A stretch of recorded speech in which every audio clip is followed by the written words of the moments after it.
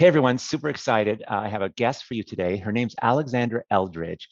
She's an amazing painter. She paints the mythical, the symbolic, the spiritual, her whole world of animals uh, and dreamscapes. It's amazing. She's represented all over the world. Super excited to share her work with you. Alexandra, thanks so much for being here. You're coming to us from Santa Fe, correct? Santa Fe, New Santa Mexico? Fe, New Mexico. Yep, the enchanted land. On the Enchanted Land. So tell us really quick, your work is just animals and stories and meanings and symbols. How do you describe your work? Well, I think I could call it my personal dreaming life because it is very personal, my work. It comes from my dreams, it comes from my personal experiences, how I experience the world, how I experience spirituality. So I think it's all about my own individual vision, which is a visionary relationship to the world as well. So it's my dreaming life. It's so great. And that's why everything kind of it just feels so cohesive. All the different kinds of paintings you do using photographs, but you use a lot of animals. Tell why the animals so much?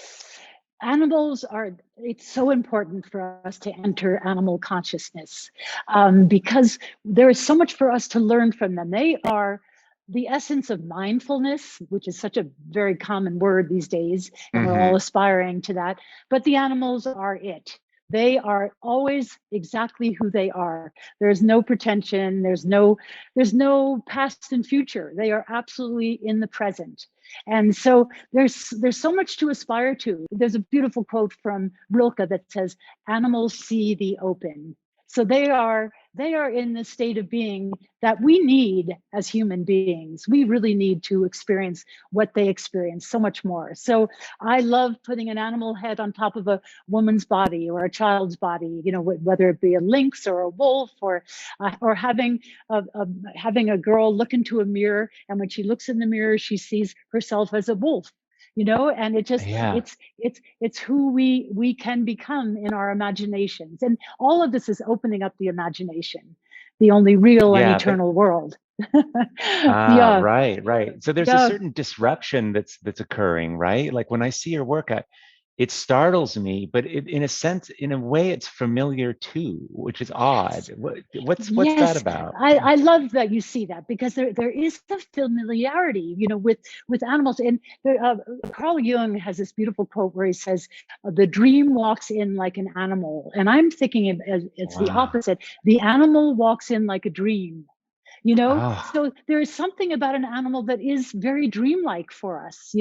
We get them, but we really don't quite get them either. There's something hmm. very mysterious that we can't really empathize with. But if we try by entering the imagination, putting an animal head on us, or looking into a painting or embracing a painting that has this, that makes us rupture time and space, then we can become empathetic. We can understand the animal more, and the animal within us. And if we can move to a different place and then look back at ourselves, we gain insight, right? Which is, there's a Absolutely. certain And objectivity of these. It's like there are these opportunities to move outside of ourselves, these archetypal symbols or vessels that we can use to gain perspective. I don't and know. renew Uh-huh. ourselves, right? Refresh Yeah. and renew ourselves. I think that's such an important part of it. A rebirth can come from it. We see each other, we see ourselves and each other in a whole different light and way of Yeah. seeing. Yeah, and it's like it's what as artists we're all kind of struggling with that.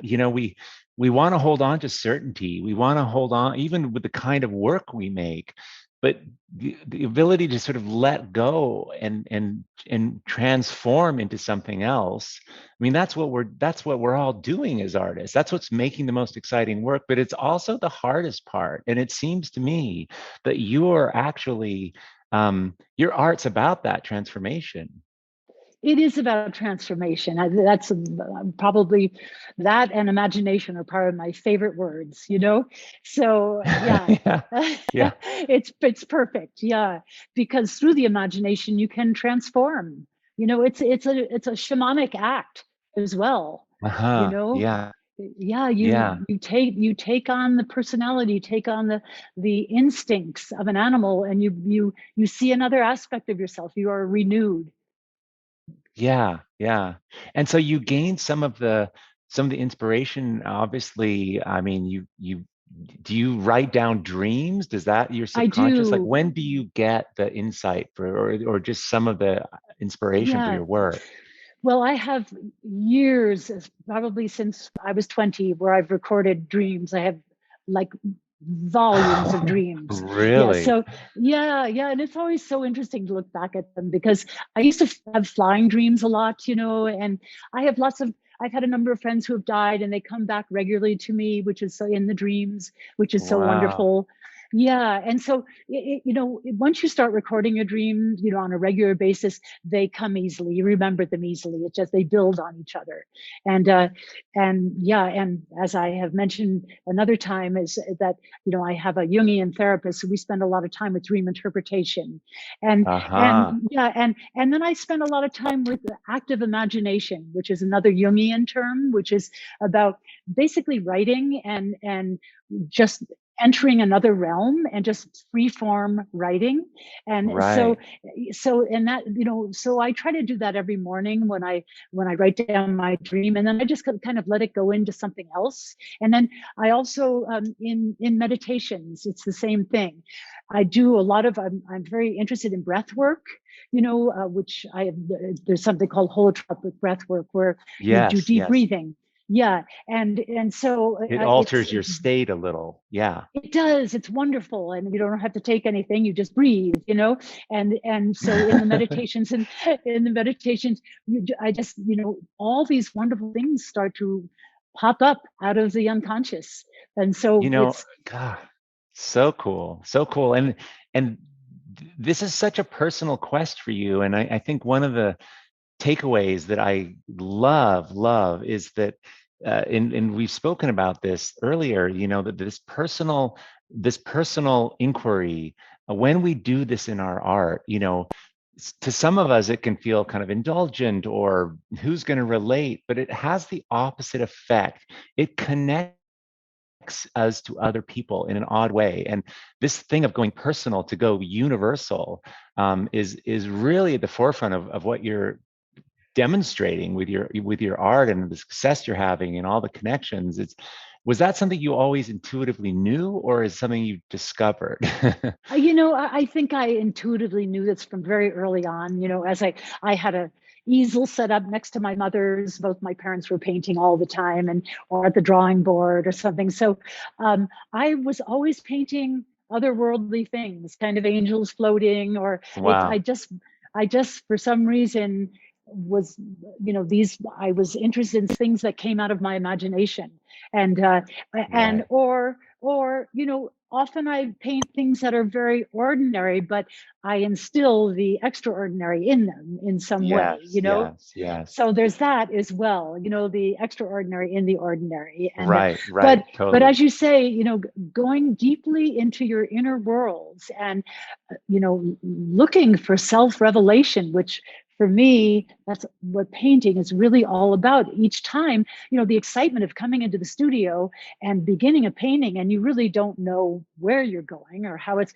you might have a couple ideas. Like the most recent one I did, I had a little boy, and I wanted to do a mandala behind him, or the one before Yeah. that, I wanted to have, sacred geometry behind her, a Fibonacci sequence behind her, So I just had Hmm. these vague ideas that pop into my head, usually during a morning meditation or something. And then Uh-huh. I come in and, begin to see how that works. And it doesn't It always, all it may turn into something different, but that's, I just let it reveal itself so I can find out more about who I truly am and why I've come here. I I love it. I love the finding your way as you go. It's just beautiful. And in closing, I just tell us about we have a special thing for the listeners here. Alexandra's just completed or is about to complete this amazing tarot deck. Could you hold this up for us and Yes. just give us a Yes. little preamble on this? This is Right. Yeah. amazing So, yeah, I project. just finished this. I had started it 12 years ago, and I have collaborated with a poetry professor from Whittier College. And the whole idea of it was to use the tarot as creativity prompts. So that's how it all began. So Wow.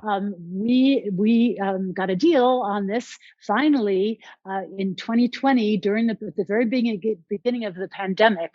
And so I had to finish 50 of them. So I worked Oh 4 to my 6 God. hours every single day without stopping. And so it is, I just got my advanced copy here, which is very exciting. So you can see the back. So, and Oh this my is proper ways God. to create it. And then you can see the inside, which is very beautiful, with images, Wow. from, and then the cards, I'll show you what they look like. Um, Here they are, and here they are. Wow. So this is my Well, fool. This is my oh, fool, it's which just was, beautiful. I turned it into a little girl, who's just Yeah. entering with her innocence and the imagination of the bird coming off her head and in the nest, and she's going out into the world and doesn't mind being a Wow. fool and doing whatever she wants to do. So yeah, so that's Well, just a listen, touch of them. it's this fantastic, and there's a link down below for you guys if you're interested where to get those. Let us know in the comments, you guys. How you use your dreams. Is this something that you've thought about incorporating into your work? Let us know in the comments. It's really cool. We're going to be looking at this. Alexandra has been super generous, and she's giving away to a lucky comment next week one of these amazing tarot books or sets. So let us know in the comments how you use your own personal mythology to make your work. Alexandra, thanks so much for being here. I really appreciate it. Thank you so much. Thank you. Okay, Great to be bye. here. Bye-bye. Bye. Yeah, it's tricky, right? We could just talk for another hour. I have to, yeah. Hey everyone, if you found this helpful, I have a whole lot more to teach, share, and inspire you with every single week. So please join the Art to Life YouTube channel by clicking the subscribe button below. Okay, great. Let's do this.